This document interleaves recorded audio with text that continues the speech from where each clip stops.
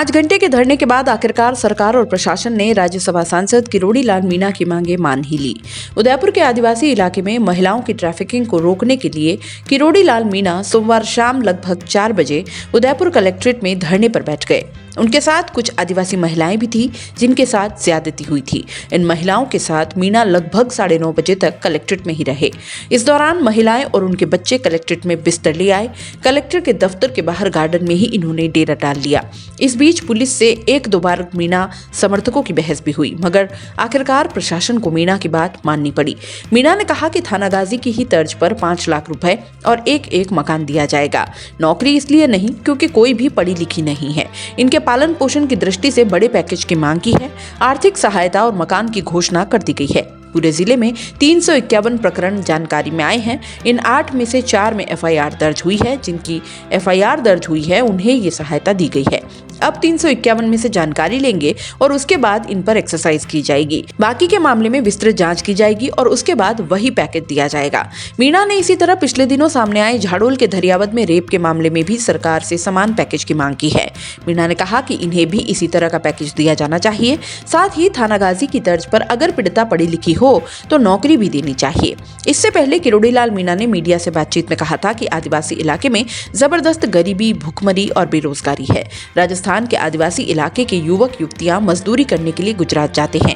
यहां से उनके साथ दरिंदगी और अत्याचार का सिलसिला शुरू हो जाता है।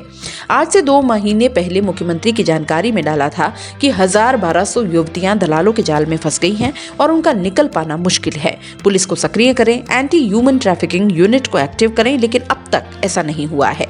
किरोड़ी लाल मीणा ने दरियावद में हुई रेप की घटना और आदिवासी इलाकों से महिलाओं की ट्रैफिकिंग को लेकर कहा कि इस मसले पर कांग्रेस प्रभारी अजय माकन और प्रदेश के DGP से भी मिला, लेकिन अब तक मसले पर कुछ नहीं हुआ। मीणा ने बताया कि वो अपने साथ 8-10 ऐसी युवतियों को लाए हैं जो ह्यूमन ट्रैफिकिंग का शिकार हुई है।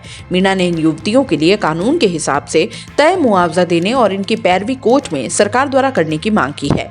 मीणा ने बताया कि ऐसी कई महिलाएं हैं उनकी नाजायज संतानें पैदा हो गई हैं।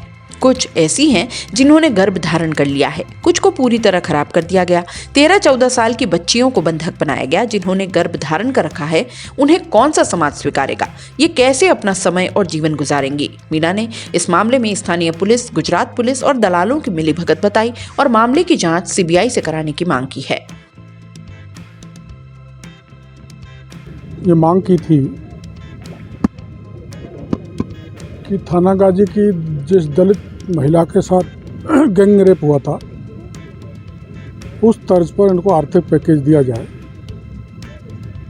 अब सहमत बनी है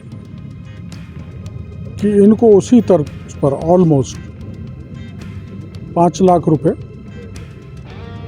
और एक मकान पीड़ित को, और नौकरी इसलिए नहीं कि कोई भी पढ़ी लिखी नहीं है।